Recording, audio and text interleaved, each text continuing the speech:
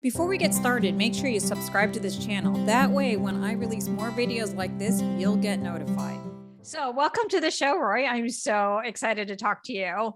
So it's been a while since we worked on your brand messaging and positioning. And the last we talked, you were a process improvement guy. So what happened? Yeah, so during that time, I realized that it was really tough building my consulting practice because there were some aspects of my personal life that were just not in order. And so I found myself really like the duck on the water. Like I was kicking my leg, I looked gracefully on top, but underneath, I was just really kicking. And I was in a very reactive mode. I was always reacting to things that felt like they were really out of my control. And it drained me. It really took me out of this place of being able to be creative and solution driven and outcome focused, because it was consuming that same energy, responding to these other events within my life. And I just had to say, okay, Roy, I had to have that talk with myself and say, Roy, you got to put this on pause. You got to really solve the root cause issue. Process guys, system guys, I'm all about solving, the source of the issue and not like symptom management. And so I had to do that for myself. And so that took me back into the corporate world for 2 years. And it was meant to happen. I definitely believe it was meant to happen because it showed me how to use my skills in a much broader way. I got to see up close and personal, again, from a different perspective, with a different lens on why it's so important to really be able to bring our full selves to any endeavor that we're focused on and we're working towards to drive change. And I had to do all the inner work first, and this showing me this new side of how I can use my skills, use my knowledge, use my experience, all of my experience, not just my educational experience and my corporate experience, but my experience just as, a human growing up in the South, a Black male human growing up in the South. Like, how do I bring that all together? And so I'm a systems guy. So I always had the different components of the system, and I knew how they connect. And, there's three aspects of a system. You have, every system has a purpose, it has intercomponents, and it has the interconnections between the components, right? So we live in this world of systems. And I always got that from a technical standpoint, from an organizational standpoint, but I had to use those same skills in my own personal life and look at my life holistically and all of the aspects of my life and people in my life that they were significantly contributing to my experience. This is so fascinating. So for those who are listening, may not know your background. So you are a process expert. I think that you've gone through some of the Six Sigma stuff, and you've been a process guy for most of your career. And we were working on building a business around that process expertise. Mm-hmm. And then it sounds like, so then you hit a wall and said, all right, my personal life's not the way I need to be. I need to go back to corporate. And somehow through your just kind of following along with that urging, you started to figure out like, well, how do I apply my process mind to my inner mind, like in my inner world? Yes. Yes. What gave you that aha that it's like, okay, I need to use my practical skills for my personal emotional growth? How did you even come to that idea? That is fascinating. Yeah. So I've two things. At the source of who I am, I started my career as a software engineer. So I've always had this ability to be able to go into any project space and really understand a new domain really quickly so I can help develop technology for that space.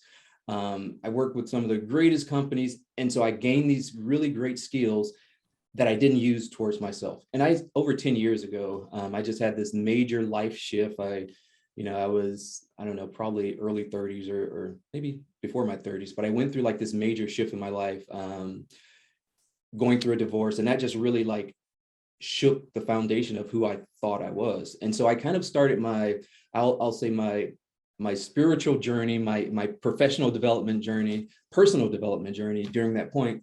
But there were still like fragments, there were still gaps in that process. And so when I got to the consulting piece, doing independent consulting, it really just came about because a job I had ended. The opportunity was extended to me to move to Texas, which is Houston, which is something I couldn't do because my kids are here in Arizona. And during that time, I had some really great opportunities to kind of come my way. But once they dried up, I had to really, that's when I started working with you. And I'm like, okay, I got to figure out this marketing thing because I'm not a marketing guy. And I was just like, marketing is so hard. Like, how do you do it? And, you know, you and I worked together and I learned so much. Actually, I learned so much until most of the things that I learned with you are still paying dividends today. So Wow. best investment ever. Highly recommend working with Betsy. Thank you.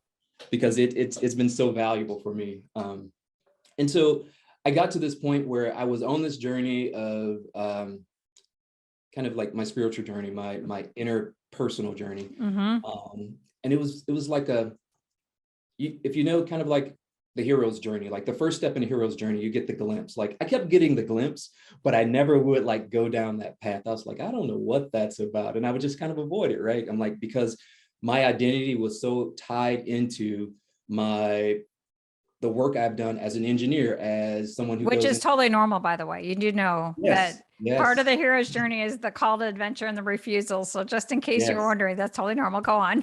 Yes.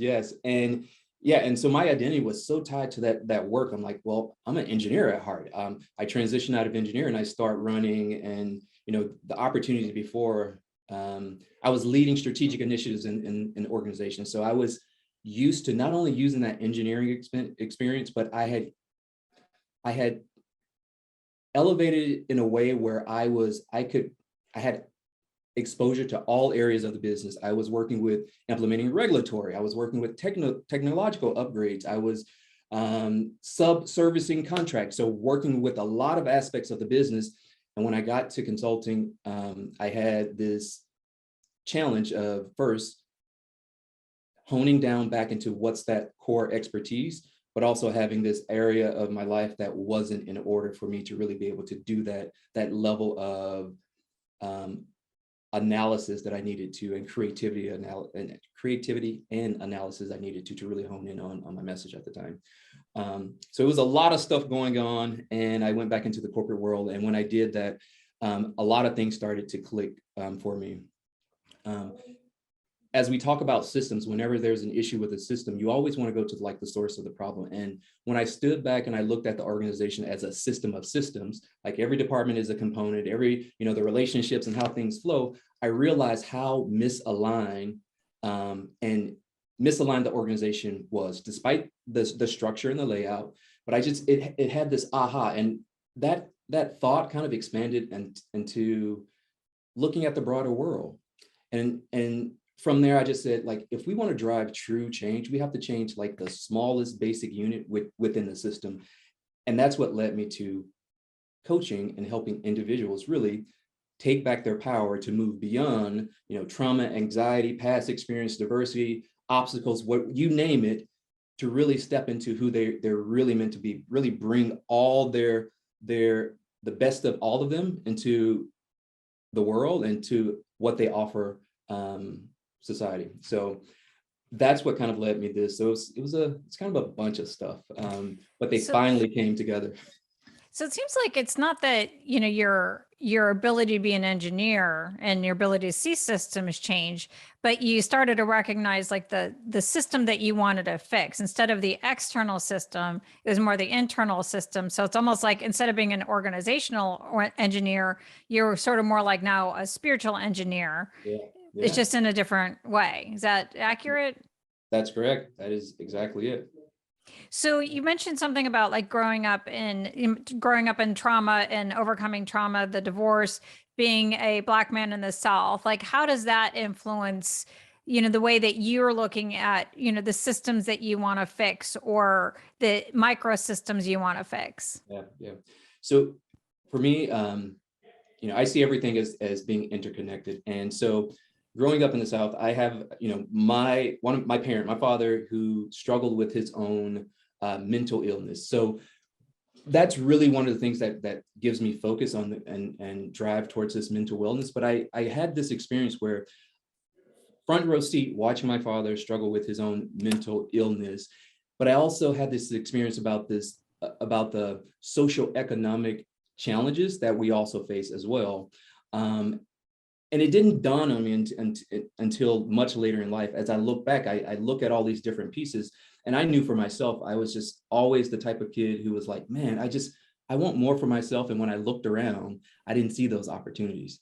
And so that really is something that drove me.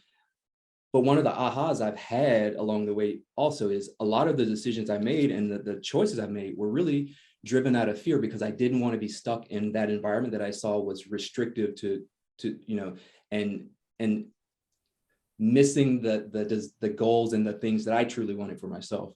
So I've had a great experience. I've had some great successes. But now it's about shifting my focus to help solve much broader problems using all of the good and the bad experiences that are just so much more powerful now that I have a much fuller perspective of them. So you left corporate, and did you leave immediately and get a degree in transformational coaching or a certification in transformational coaching, or where did that fit into your journey? Yeah, so I did it in parallel while I was still in the corporate space. And I'll tell you, Betsy, I always considered myself like a really good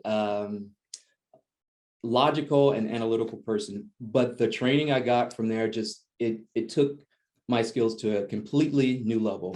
I come from the days, starting my career where we were big on Six Sigma, and we had 5 whys, and just being able to ask much more powerful questions and frame our questions to be much more powerful has been a game changer, not only in my professional life and the business, but every aspect of my life as well. Being able to ask myself better questions so I can get to the solution much faster has been like really important and really, really cool to just kind of see happen for myself.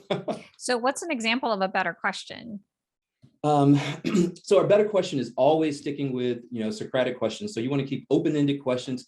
And, as I alluded to, like the 5 whys, I no longer ask why questions. I can always take a question that I would have normally asked in why and turn it around and make it a what or a how question. And so that allows me to, especially when I'm coaching, to take an approach that from why to what, and what was the other two? I can shift in the past, I would have asked a lot of why questions, right? And that was kind of part of my training from like Six Sigma, because we taught here's the 5 why, you go through the 5 why process, right? I was like the root cause analysis, the 5 whys. So for those who are listening, that's what he's talking about. Yes. But when you're doing more organizational change, or even helping others transform and change, why questions put people on the defense. So we have to avoid those. And so within coaching, it's really about creating a space where people can show up and not feel judged or criticized, or just accept them as they are, and help them explore their own thoughts and beliefs that may no longer be serving them, right? A lot of the beliefs and thoughts that we have we've adopted, and they were handed down to us, but they no longer serve us. So it's really important to have a time and a space where you can just fully explore those and say, does this still work for me? Does this still serve me? Is this getting me to the next place in my life that I want to be? Or is it holding me back? So instead of asking why, what would be the question you would ask instead? So a way to change that why question is really, we would go into a what. What are you hoping to get on the other side? So it's more aspirational. Like instead of like remedial, it's aspirational. Yep. It could even be one that, if it's around a decision or maybe taking a step, it can be around anything, really. It's maybe a question could be like, what are you hoping to protect yourself from, right? Ooh. A lot of times we avoid and we have fear. And that's another thing, learning that some of us we are in denial that we fear things, right? It's such a bad thing in our society. Oh, I'm not fear, I'm brave, I'm strong. Yeah. So you really have to be mindful of that as human, that if you ask what is that you're fearing, it may not be received, and helps, again, it puts them on the defense. So you want to change those questions up to really help them ponder and think and reflect, do some self-reflection. So it's interesting. It's like the same kind of process that you took yourself through with gee, I really want to understand my internal world, similar, like what's going on in my system and what's affecting this and that. you're doing the same kind of exploration with your clients, or you're guiding them through their own internal processing around like, oh, I need to challenge some of these assumptions. I wonder if it's still serving me. What do I need to do differently? Like, what does that look like more in that standpoint, which is exactly what you did when you went on your own journey. So you're just, it seems like you're just kind of passing it forward. Absolutely, absolutely. And for me, this is where a lot of the, and I say spiritual, and I want to make it really clear, for me, spirituality isn't about the religion. It's about tapping into our inner knowing, a part of ourselves that we've actually lost connection with, right? So I believe, as part of one of my spiritual beliefs, is that at any point in time, we can be the student and teacher at the same time, right? Mm-hmm. There's always a place we can give, and we can learn, and we can help others learn. So for me, even before I got to the point of coaching, I knew that I was in that place of learning and helping others learn. But even now that I am a coach, it's something that's validated every day. I learn so much from my clients, but I'm also able to help them learn and help them grow in their own way. So I think that that's the fun part, like, really when you're in the zone. This is one of the unexpected surprises I've had about doing podcasts, is it taps into that qualitative researcher side of me where it's like, oh my gosh, I feel like I'm learning. This is why when we got on the call, like we wanted to catch up. I'm like, no, this is too fascinating. I didn't even want to ask you any questions because I'm sure other people are going to be fascinated as well. I am curious about what when I saw in your descriptions of what you do now is you're a transformational coach. So there's a lot of different kinds of coaches. What is a transformational coach compared to other kinds of coaches? Yeah. So transformational coaching was the type of training I received. I've since taken that and made the focus more be about mental wellness. And here's why. I believe all wellness starts in the mind. So if you're familiar with a wellness wheel, it goes over 8 different aspects of our life. So there's occupational wellness, there's social wellness, there's intellectual wellness, spiritual wellness, financial wellness, and there's a few others. But every aspect of our life, improving every aspect of this wellness wheel requires us to actually have the awareness that there's an issue, there's a problem, but also we have the ability to resolve and move forward. All right. We can believe and we can dream and say, okay, and ask the question, what's possible on the other side? So wellness for me starts in the mind. So my approach is always starting with cognitive healing or cognitive wellness. When I start coaching. And then I also coach at 2 other levels as part of the process, which is emotional wellness. A lot of us, we have repressed our emotions just from. Especially high achieving kind of people. Yes. This is how we got to where we get to, is you're not supposed to have any emotions. Yes, absolutely. So it's helping them at that emotional wellness level. And then the last part is spiritual wellness. And this is, again, it's really tapping into that belongingness, because we are part of something much bigger than we realize at times. So it's interesting. It's like, you think about the wheel and your experience that you had when we were working on your original business, which was around the process improvement kind of stuff, is you were struggling with your marketing and getting that idea out. And then you recognize like there was a wellness area that wasn't 100% working, which was on the emotional, personal side. So you went and reclaimed that part. And it's interesting as it reshaped the rest of your wheel. It changed it, where you don't seem afraid of marketing now. You don't seem hesitant or overwhelmed by marketing now. It seems like you're very much at peace with your business model and what you're doing now in a way that you never were as a process improvement guy. So, how do you see this full circle of saying, I saw this one thing, and when I fixed this one thing, it changed everything else in your wheel? Yeah, I like to say, and I share this with others, there was a time where I was really confident in my ability to do the process, to do the technical, the corporate transformation. But there was a creative aspect of my brain that actually did not work. And so solving other areas of my wellness allowed me to like turn the lights on in that part of my brain. So it's been really fun. I find marketing fun, and it's really, it's not as complicated as I thought it was before. I mean, you're a different person. It's like the energy, the light. So speaking of marketing, so tell me about your ideal client. Like if you had it all your way, who's like the person that your business exists to serve? And what is it that you're trying to, if you had it all your way, the transformation that you would love to enact in that particular person? Mhm. Yeah, so that is such a great question. Because And there's one a that I couple. did have asked you before No, no, in a different way. I can. How to? Well, I'll tell you a couple of things. So part of my messaging is about moving beyond the trauma, anxiety, hardships, and I say moving beyond because of this reason. A lot of us we've done some of the inner work, and if you think of kind of the an iceberg kind of in the water type analogy, like we've done the work, and we know the who, what, when, why, and the how of our past experience and what's kind of keeping us stuck. So we're at this place where we're kind of like we're okay.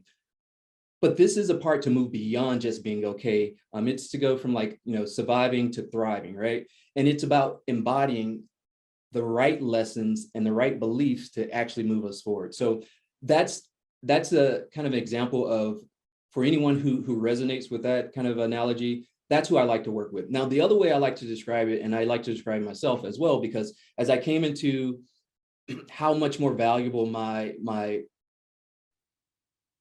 how much more value I could offer others and help with their transformation, I realized there was something much bigger. It's not just coaching for me. This is about true social justice and social transformation. Like everything we're experiencing in the world is only a reflection of what's happening in us collectively, right?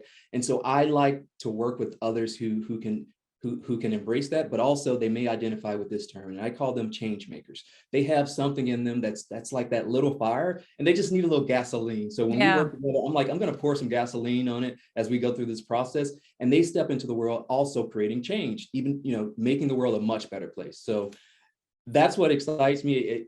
It gives me so much energy to be able to work with those who has something, they just like, I got some in me and I just need some help like letting it loose. I need some help like expanding this potential I have in a much different way. Yeah, so it's almost like you're a belief re-engineer. Instead of a process re-engineer, you're a belief re-engineer. Yeah, And I if you like can help them re-engineer their beliefs, they can re-engineer, their lives and their purpose.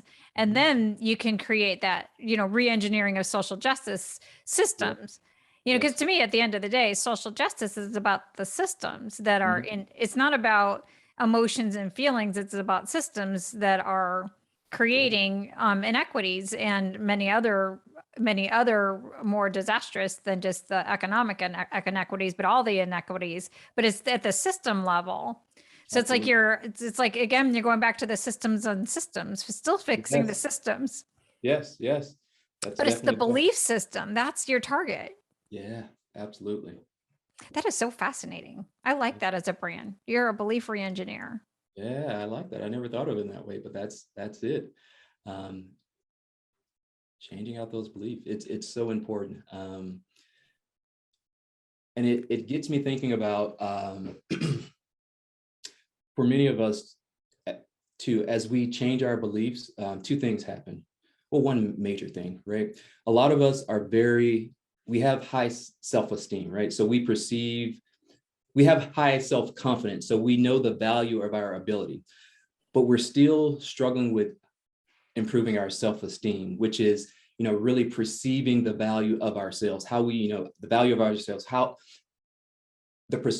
we think about ourselves and the world around us, I guess, if that Mhm. makes sense. So it's helping with that aspect as well. It's almost like you're a combination of like this sage warrior person, where it's not just like we're going to talk about your beliefs, but we're going to take this thing down. Mhm. And when I think about the hero's journey, like that real moment, where the hero fights the big battle.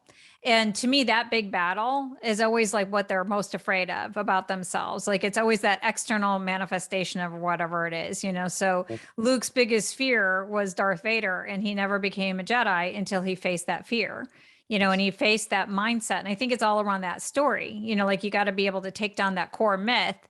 And you need somebody like you to come alongside you, like all the heroes. None of them went on their own. They had the mentors, they had the allies, they had all these other people who helped them take down, that myth, because I don't think it goes down easily. I think it's a battle. I don't think it's something that you can meme your way through and, just, get enough meditation to take down that kind of myth. It's a battle. And it seems like you're the person, be given your engineering mind, but your warrior self. It's like, I'll go into battle with you and we're going to take this thing down. And now we're going to have this fire and now we're going to ignite you. And now you're going to go back and you're going to go change the world.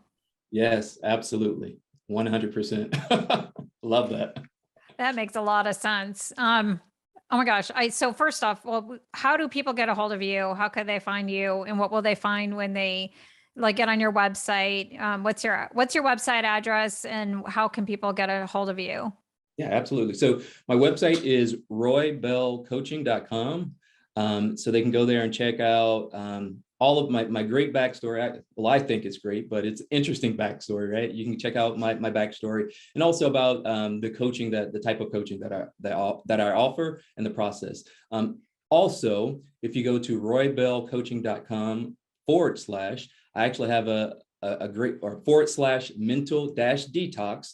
There is a mini course that they can sign up for, which I call the 5-day mini detox. And this is a place it's a great starter place to start clearing out some of the mental clutter and the mental muck so that we can start now thinking a little bit clearer. And so this is a free course that I created that they can go sign up for. Each day they receive an email in under 10 minutes, they can go through the email and there's a little exercise at the end that kind of gives them a little tool that they can then take forward with them and apply.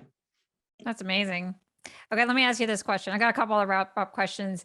Sure. So if you were going to go back in time to the guy, who was just kind of like in that in-between place when you were losing your job or being asked to go to Houston and you couldn't because your kids and you didn't know which way to go, what would you tell that younger version of yourself? I would say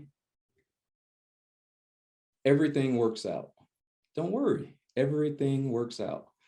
And just be mindful that you're going to learn some great lessons along the way, but don't worry, everything always works out.